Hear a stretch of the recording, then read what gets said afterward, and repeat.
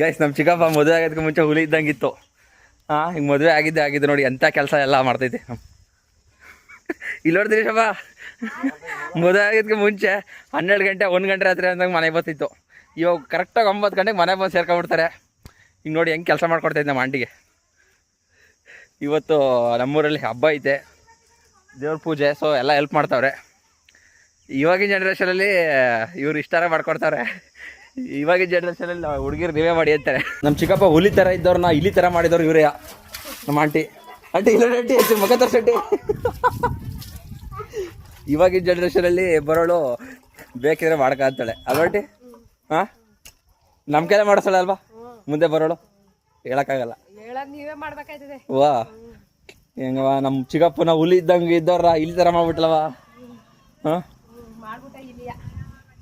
ಒಂದು ಕೆಲಸ ಮಾಡ್ತಿದ್ದಿಲ್ಲ ಮದುವೆದಕ್ಕೆ ಮುಂಚೆ. ಈಗ ನೋಡು ಹೇಳಿದ ಭಂಗಿ ಎಲ್ಲ ಮಾಡ್ಕೊಂಡು